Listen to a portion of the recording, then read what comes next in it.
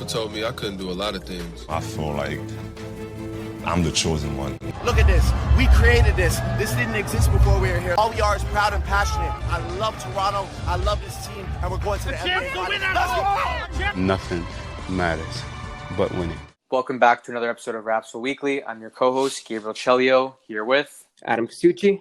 We're going to our Week 4 NBA recap along with playoff brackets. I know it's a little bit late, so that's going to be a little cheating, but it's okay. We're going to get it done.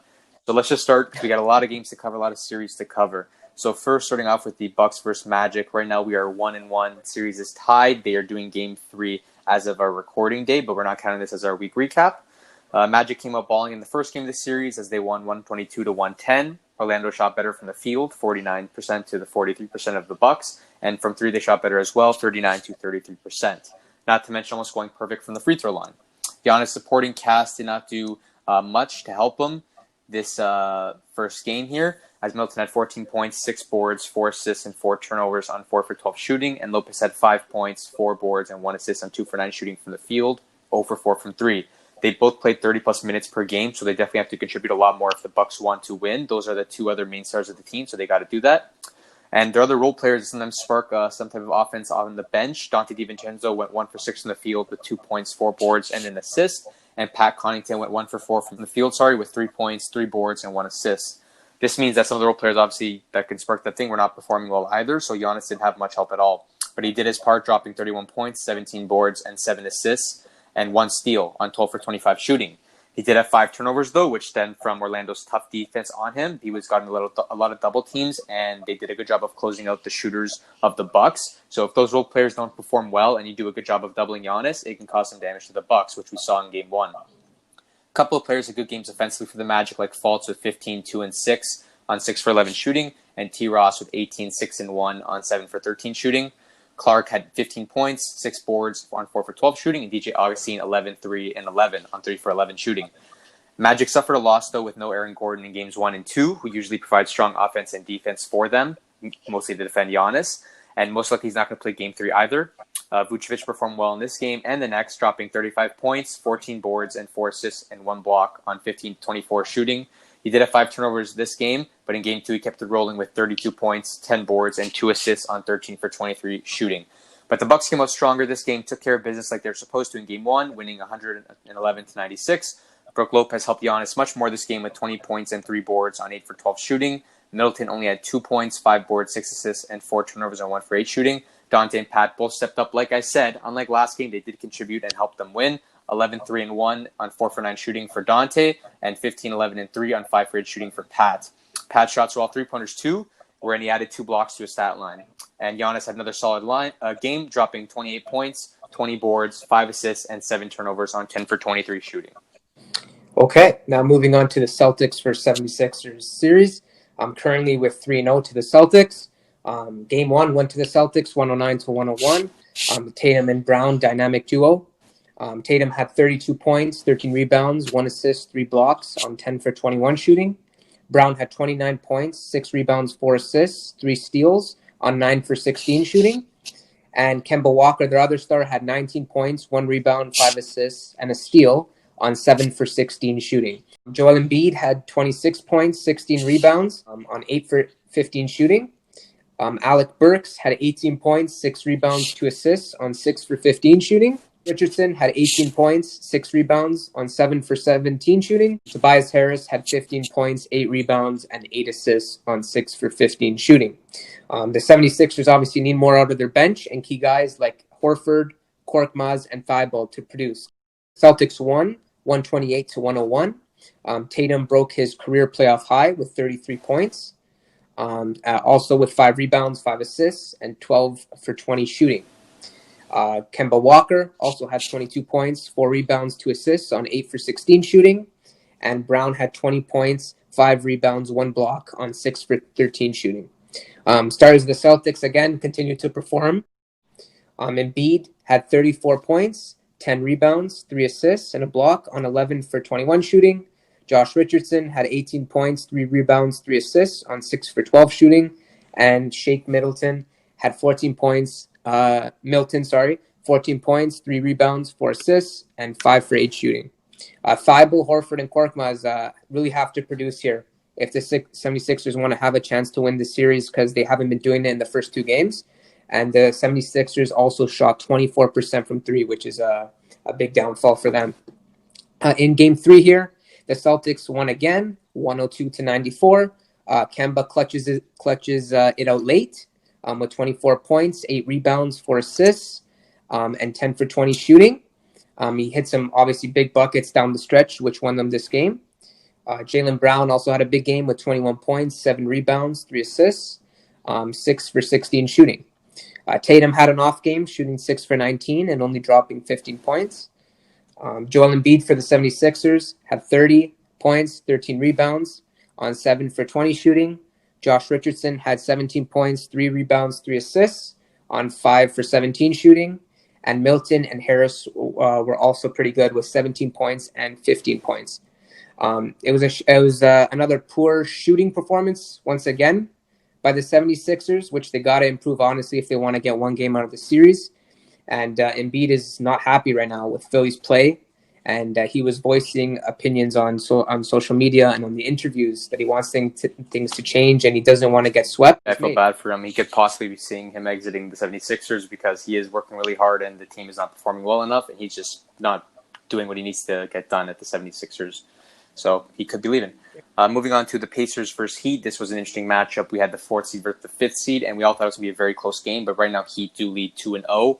The first game of the series, the Heat came out with a 113-101 win, following Jimmy Butler's 28 points, 3 boards, 4 assists, 4 steals, and 2 blocks on 8 for 15 shooting. A very well-rounded stat line. He played well on both ends, determined to make his way through the first round. He made both of his three-point attempts, which is not normal for him, as he is a 24% three-point shooter this season. This means that he was definitely on his game this night, and he was trying to perform the best he can in the playoffs. Dragic performed well with 24 points, 6 boards, 5 assists, and a steal on 9 for 19 shooting. Bam and Hero also contributed to the close victory, putting up 17 points, 10 boards, 6 assists, and 3 blocks on 7 for 14 shooting, and 15 points, 3 boards, 4 assists on 5 for 9 shooting, respectively. TJ Warren and Brogdon led the Pacers with 22 points each. Warren added 8 rebounds, 3 assists, and 4 steals to his stat line, a 9 for 18 shooting, 4 for 5 from 3. A lot of people think this series is a showdown between him and Jimmy Butler, since he did ball up at the start of the bubble and they did have a bit of beef. But Brogdon added 1 rebound, 10 assists, and a steal on 6 for 18 shooting from the field. So they did have decent performances from both teams, but Heat did come away with this. And they did suffer the loss of Oladipo, leaving the game just after playing 10 minutes because he got poked in the eye. He wasn't able to contribute much, and that does take away one of Pacers' biggest threats. Not to mention Sabonis not playing is huge for them, as he was coming off his first ever All-Star season, which is definitely going to take a toll on what we think will happen to the Pacers moving forward. In Game 2, the Heat were able to outperform the Pacers yet again in their 109-100 victory, taking a 2-0 lead.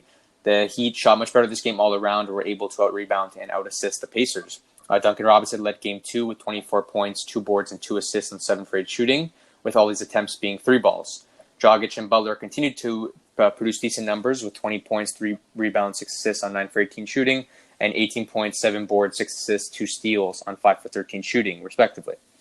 Jimmy shot great once again from 3, going 2 for 3, which is going to continue to help him. And one of the attempts was even like Duncan Robinson just handing him the ball and he had to chuck it up with a second left. So if he's hitting shot like that and he's being clutch, because in Game 1 he hit back-to-back threes in the dying minutes of the fourth quarter, that'll be big for the Heat. And he did have 5 turnovers and Dragic had 4, but that didn't stop them. The Pacers just couldn't capitalize. They managed to get all their starters in double digits, but they just didn't shoot well. Oladipo had 22 points, 4 assists, 2 steals, but bad shooting, 5 for 14, and he had 6 turnovers. And his caliber play has not been up to what it needs to be. Brogdon and Turner tried to add 17 points each, but it wasn't enough for them, simply. Okay, now moving on to the Lakers and Trailblazers. The series is currently at 1-1. Similar to the Bucks and Magic series, the 8th seed won Game 1 and the 1st seed won Game 2. Also, the 8th seed Portland shot better from the field and from 3 like the Magic did. The final score was 100-93. In the first game, Damian Lillard dropped 34 points, 5 rebounds, 5 assists, and 1 block on 9 for 21 shooting, 6 threes. CJ added 21 points and 5 boards on 8 for 20 shooting. Finally, Nurkic had 16 points, 15 rebounds, and 3 assists on 4 for 11 shooting. The problem for the Lakers here was shooting, as only 2 players shot above 50%. KCP, Kentavious Caldwell-Pope, went 0 for 9 from the field, 5 3-ball attempts, and that's his only job on the team.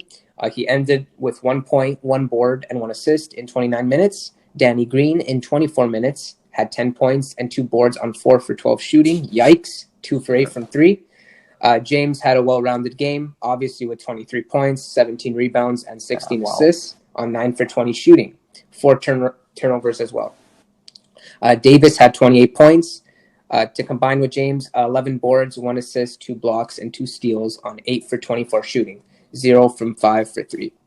In Game 2, the Lakers had the strong start this time, outscoring the Pacers substantially in the first 3 quarters. They held on for the 111-88 victory to tie the series up after Davis dropped 31 points, 11 boards, 3 assists on 13 for 21 shooting. KCP added 16 points and 2 boards on 5 for 8 shooting. LeBron and the other starters got to rest a lot more this game, so he only contributed 10 points, 6 boards, 7 assists on 4 for 11 shooting. No one came up big for Portland, as Dame, CJ, and Simons were the only players in double digits, and no one had more than 20. Dame had 18, 3 and 1 on 6 for 14 shooting, 1 for 7 from 3. CJ had 13, 5 and 3 on 6 for 16 shooting, and Simons had 11 points. Portland pretty much got dominated as they had more turnovers, less rebounds, less assists, and shot worse from the field from 3 and from the free throw. Yeah, clearly they struggled from 3 that game, and that's an interesting matchup I like to watch. But another one that we've all been dying to watch is Clippers versus Mavericks. Right now it's 2-1 in the series. Clippers lead. Clippers were able to steal Game 1, 118-110, after the Mavs suffered the loss of Kristaps Porzingis being ejected after an extremely harsh technical foul. After Morris and Doncic were pushing, Morris, I believe, nudged Doncic, then Porzingis stepped in, pushed him, somehow got technical and ejected from the game. A lot of people had stuff to say on Twitter about that. LeBron, Dirk. So clearly that hit gave them a big hit because Doncic did all he could to carry them. He had 42 points, 7 boards, 9 dimes, and 3 steals on 13 for 21 shooting. This is the most amount of points anyone has ever scored in their first ever playoff game. He did, however, have 11 turnovers, which he frowned upon a lot after the game, saying it was necessary to change that in order for them to win. Kawhi and PG sent this one away as expected. Kawhi had 29 points, 12 boards, 3 steals, 6 dimes on 11 for 21 shooting. PG had 27 points, 2 boards, 2 steals, and 3 assists on 10 for 22 shooting. Game 2 shows what it means when you have both your stars able to play, as Dallas came out with a 127-114 victory. Luka put up good numbers once again, 28, 8, and 7 on 8 for 17 shooting, cut his turnovers down to 5. Porzingis was now able to help him out with 23 points, 7 boards, and a block on 7 for 13 shooting. Leonard carried out a solid performance with 35 points, 10 boards, 2 assists, and a steal on 10 for 21 shooting. But the problem for the Clippers was PG's bad play, which continued on in Game 3. In Game 2, he had 14 points, 10 boards, and 2 dimes on 4 for 17 shooting, which is not good for him. 2 for 10 from 3. Lou Will did have a solid game, though. 23 points, 4 boards, 7 dimes, and a steal on 8 for 13 shooting. And the Mavs shot better overall, had more assists and fewer turnovers. Moving on to Game 3, Clippers took this one 130-122 to go up 2-1.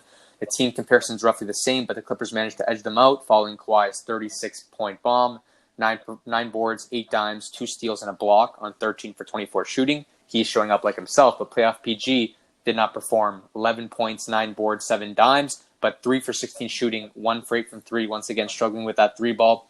His offense hasn't been rolling, but he stated that he's okay with that if it means he can facilitate on the floor on offense and still win games by being a playmaker, which he has done a bit of. The Clippers had 7 players in double digits, so Kawhi still got that help he needed on the points department. Shamet had 18 points on 7 for 13 shooting, and Zubac had 15 points, 6 boards, and a block, 6 for 8 shooting. He played well. Porzy led the Mavs with 34 points, 13 boards on 11 for 18 shooting. Seth Curry and Tim Hardaway had 22 points each, both above 50%, both roughly 50% shooting from the field. So they did what they could, and Doncic left for a little bit of the game with a minor injury, but eventually came back.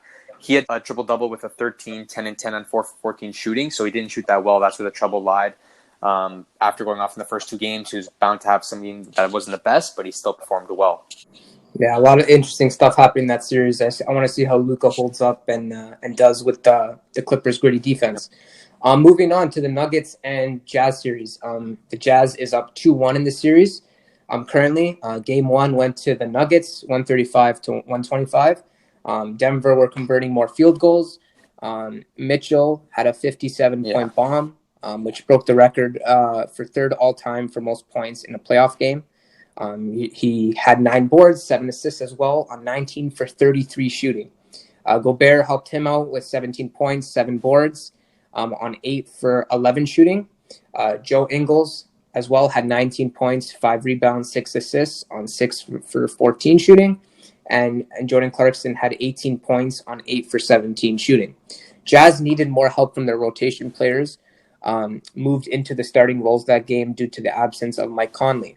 Murray had 36 points, 5 rebounds, 9 assists on 13 for 20 shooting. He dominated in the fourth and overtime to take the win for the Nuggets. Jokic had 29 points, 10 rebounds, 3 assists on 11 for 21 shooting. And Jeremy Grant had 19 points, 3 assists on 5 for 11 shooting. Nuggets had more depth scoring and were able to get stops when they needed them, which was very crucial. Moving on to game 2, the Jazz won this one 124-105. Moving the ball well for 32 assists were the Jazz. Mitchell had 30 points, 8 assists on 10 for 14 shooting. Clarkson had 26 points, 4 boards, 3 assists. And Ingles had 18 points on 7 for 12 shooting. They're still missing Mike Conley at this point, which is very crucial, but he ends up coming back for game 3. Nikola Jokic had 28 points, 11 rebounds, 6 assists on 10 for 21 shooting.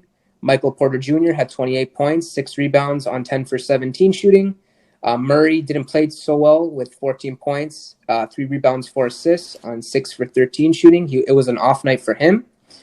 Denver needed to take care of the ball more with 10 turnovers, which led to some fast break points for the Jazz.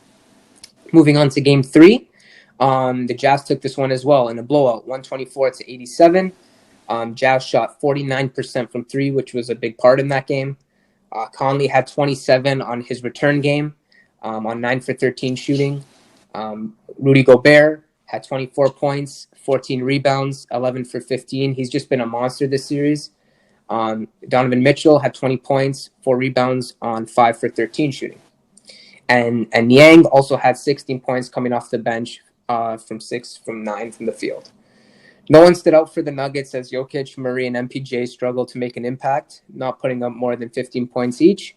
Gobert and Mitchell have been the standout players in the series along with Jokic, MPJ, and Murray.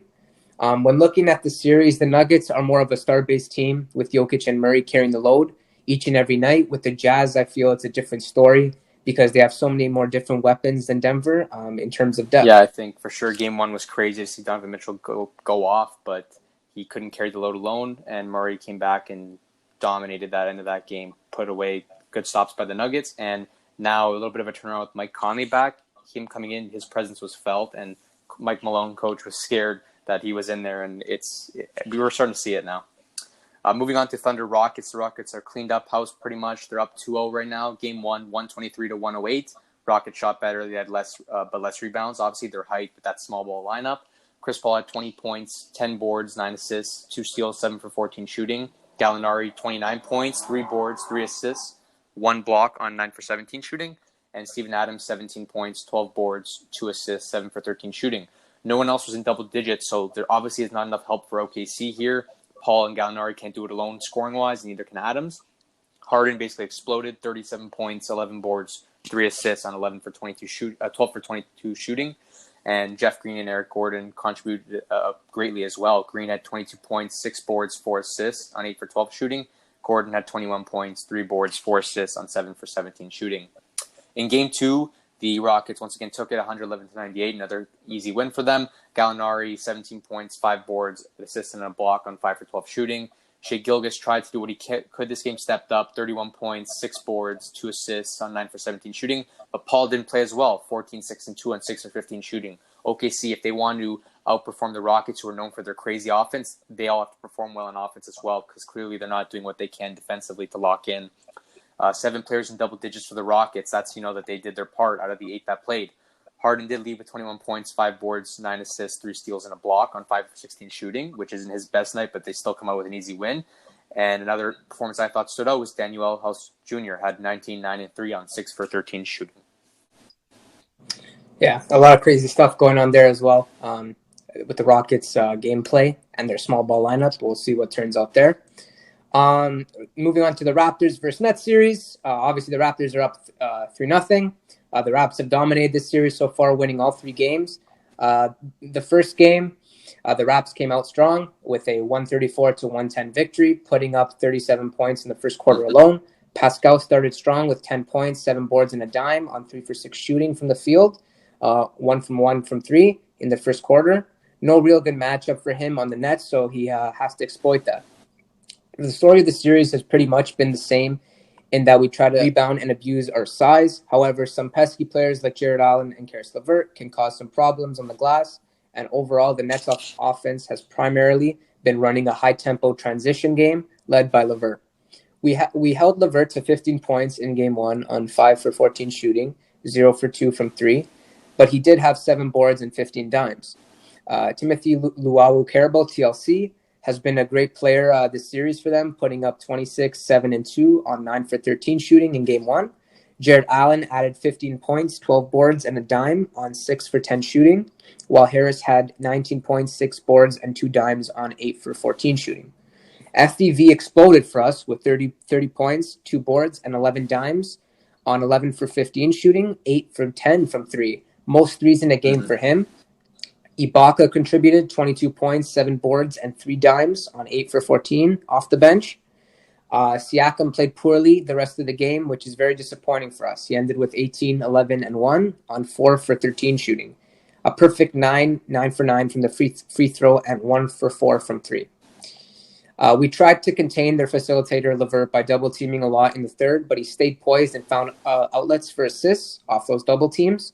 The Nets clawed their way back from a 33-point lead in the second quarter to a 9-point lead at the end of the third, but at the end, we did close it out.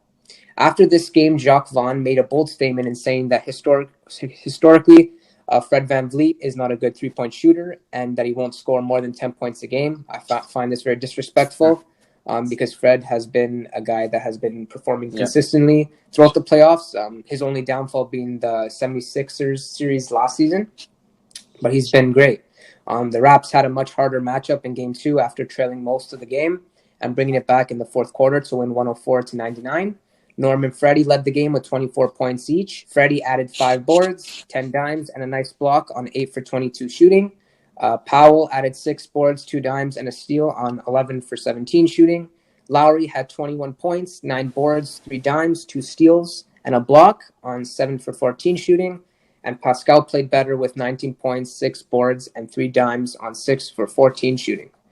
The Nets had their starting 5 and 6 men all in double digits, with Garrett Temple leading the way on 21 points, 3 boards, and 3 assists on 6 for 13 shooting. Joe Harris and Jared Allen both added 14 points and 15 boards each.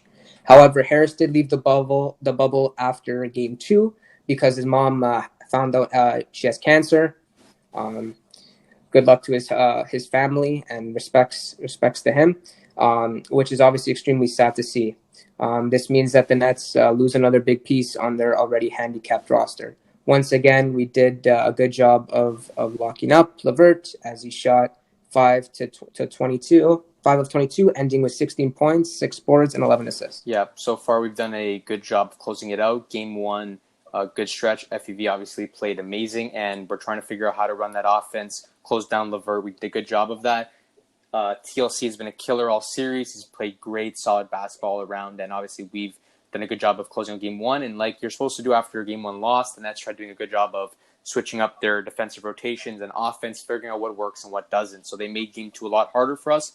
They had to lead most of the game, but we did bring it out in the end. So I'm glad that our team, shaped up, figured out what we had to do. And FEV, he took those comments from Jacques Vaughn said, and he tried to fight through them. He didn't have the best shooting night, but he did come up big near the end of the game. Fourth quarter started getting hot, and it ended up putting up good numbers for our team. So very proud of that. And Joe Harris leaving is going to be huge for them. They're missing another 3-point threat, another thing that keeps them in the game, those transition 3 balls. So it's going to be beneficial to us that he's gone now, but obviously sad to see him go. Prayers out to his family. Game 3 was a big game for us as we outscored them in every quarter and took the lead early on. The final score was 117-92, so obviously a nice blowout win for us. Siakam abused that matchup again, that no one could really guard him. He got 26 points, 8 boards, 5 dimes, and a steal on 11 for 23 shooting.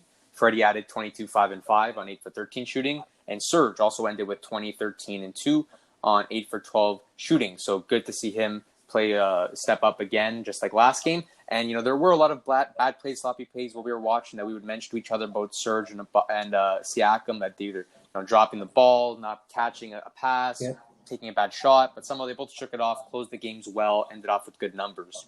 Marc Gasol has been someone I feel like has been struggling so far in the postseason and in the bubble in general. Not a surprise based off the regular season. He had 13 points in Game 1 on decent shooting, but no points in Game 2 and 3 points on 1 for 7 shooting in Game 3. So he's taken up more of a facilitating role in the series, playing near the top of the three-point line a lot more, looking to make good passes, quick dimes. His assist numbers are great. So that's good, obviously, but we need to see more of a scoring threat from him if we want to use a five-man offense. And it looks like he was struggling to rebound the ball a little bit, especially with Allen's size and quickness.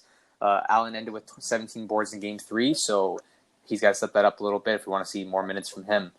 For the Nets, the only standout thing that happened in Game 3 was Tyler Johnson's stellar play. He dropped 23 points, a board, 3 dimes on 8-15 shooting, 5 3 balls. Those threes were killers. Felt like everything was dropping for him, and he tried to keep his team in it. The biggest thing I think about for this series is consistency. We need to be consistent on offense in general. Pascal really needs to step up and be consistent in the playoffs because we're not seeing it so far like in the bubble, really. And I think FEV has shown strong consistency so far. Even when he had rough starts, he bounced back in those fourth quarters. So consistency is a big thing. Even our defense, sometimes we fall asleep. We're not rebounding too well. So consistency is the key, I think, to this series and probably most of the playoff runs. And I like that so far. We've had 11 turnovers in Game 1 and 8 turnovers in Game 2, a lot less. Definitely take care of the rock a lot more. I remember we were getting turnovers around the 20 mark back in the regular season and preseason bubble games. We have sharpened up a lot for playoff basketball, which is fantastic. And finally, we just finding out today that Nick Nurse has officially won Coach of the Year. So shout out to Nick Nurse. It is well-deserved for sure. Our team has done fantastic this year. Players have stepped up. He's coached a challenged team after losing Kawhi and Danny. We still performed well. Did better than a lot of people's expectations. So I think it is well-deserved that he got that. For sure. And now moving on to the brackets. Let's get on to the brackets. Let's get this one quick. So Milwaukee, Orlando, I think that Milwaukee's going to take care of business. They did have a bad first game, but I think they'll close it out. I think you can agree with that. Yep, I'm going with Milwaukee here as well. So Miami, Indiana, who do you got? I got Miami here. You know what? I agree. Indiana is a good team, and I thought they'd put more of a fight, but so far Miami has dominated. I think that they'll be able to close this one out, being up 2-0. Boston, same thing. They're up 3-0, but Boston's got to take this one home. Simple as that. Same as Toronto. Obviously, I think we got to get this sweep over with. I'm happy to see that. You want to just stay with the East and go all the way to who's making it to the end. Sure. So let's go now. Milwaukee versus Miami. What do you see? I'm going Milwaukee. Milwaukee is the stronger team. If they perform well, I see them going through. I don't know how many games it will be, maybe 5-6, but I'm going to go Milwaukee also. Now, Boston, Toronto is a tough matchup indeed. Who do you see going through? I see Toronto going through because of our depth, and I think we can lock down their stars. Obviously, losing in the bubble in the preseason, the seeding games to them. But I think we will come out on top in maybe 6 or 7. It will be a tough series. I agree. Tough series for sure. It depends on who performs well. If we stay locked in, I see us going through as well, which brings us to Milwaukee versus Toronto. Definitely a tough one. Yeah. We've seen Orlando do some decent things. If we figure out a way to get Giannis double teamed and close down their shooters and their role players aren't performing well, I see Toronto taking this 6-7. So I'm going to go Toronto to the finals. Yep, I'm going to go Toronto to the finals as well. I think Milwaukee's a great team, but Giannis still isn't there as a player. Okay. Lakers, Portland, I think same thing, Milwaukee, Orlando. Portland can sneak a couple on them, but I think Lakers are the all-around stronger team. I wouldn't be surprised if it ends up maybe hitting 6 games or 7 just for Lakers not having the role players on par, Danny Green and Kentavious Caldwell-Pope. But I'm going to take the Lakers here. I'm gonna go with the Lakers. I think Portland will maybe win 1 or 2 more, but at the end, I think the Lakers are the more consistent team. Same thing with Houston, OKC. Houston's got the lead 2-0. It's their job to close it out now. I think that OKC is really struggling to keep up with Houston's offense. They've already been, pretty much blown out the past 2 games. It hasn't been that close, so I think Houston's going to end up closing out this series. Hopefully OKC can beg a couple, though. I'm thinking I'm going to have to differ on this one. I think OKC will come out on top here. I think Chris Paul and Shai Gilgeous-Alexander will come together and find a way because they have Steven Adams, and I think they got to use him more. having that 7 foot big under the rim and having Covington and Tucker to guard him is just they got to abuse that matchup and even getting to the rim. And Sure. but OKC's problem has been so far they're not shooting the ball well. So I hope they can shoot the ball better and win this series. Yeah. So for now, we got Denver, Utah. Utah's up 2-1, and I gotta say, Utah. I think Mike Conley coming back is scary. They blew out Denver. I'm sure Denver will bounce back, and I think Denver overall has a really strong, well-rounded team. But I honestly don't know where I'm going to go with this one. What do you think? I'm thinking Utah because of they've just been passing the ball amazing, getting 30 to 40 assists per game. It's just incredible how they move the ball. And they're such a team. I feel like with Mitchell, Conley, Gobert, there's so many weapons, like I said before, with Utah that they can use. And Denver is more of a three-headed snake with Porter Jr., Jokic, and Murray. I agree with you, but I think I'm going to go Denver on this one. I'm going to see if those boys can turn it around and play some solid basketball. They are the third seed, and I think that Denver's got some work to do to step up, but I think that they can do it. Jokic is a great player, and I'm hoping that he can take his team somewhere. Moving on to Clippers, Dallas. Clipper, obviously, the second seed is a strong team, but Dallas, you don't know what's possible with Luka Doncic, what he's got in his bag, and Porzingis. They definitely have been playing great basketball, and they're putting up a good fight. But I honestly think that Clippers are going to close this one out because we saw in Game 3, even with full strength, Clippers were able to do it. Even with Paul George playing bad and Doncic and Porzingis both present, Clippers are able to take it home. I think they are the stronger team in 6 or 7. Who knows? Maybe even in 5. But I think the Clippers are the team that's going to go through here. Yeah, I'm going Clippers here. Just because they're trying to get on Doncic's nerves and Porzingis, and they're trying to get him off his game, and they're kind of wearing him out. He has been banged up the last couple of games, so I think he'll just get worse.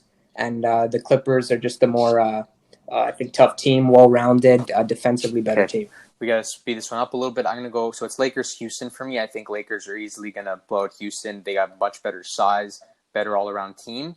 And on the same end, on the other end, Clippers versus Denver. I think Clippers the much stronger team overall, and Denver hasn't performed as well against Utah. So I see Clippers-Lakers in the final matchup. And between those two, I have a feeling that the Clippers are going to edge them out because they have a strong team all around, strong defense. And I think the Lakers, they might have some faults with KCP, Danny Green, those role players not performing well. So I see Clippers, Raps in the finals. What do you see?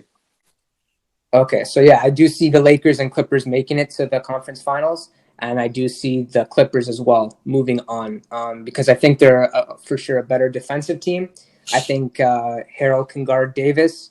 A lot of people are saying that he can't, but I think he can.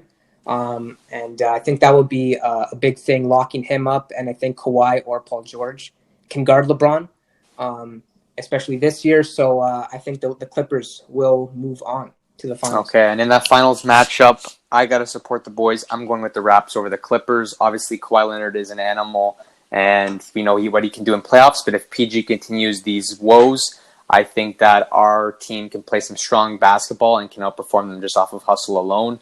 They got good defensive pieces, but I don't see them having the same chemistry that we have, and I think that we can take them in 6 or 7.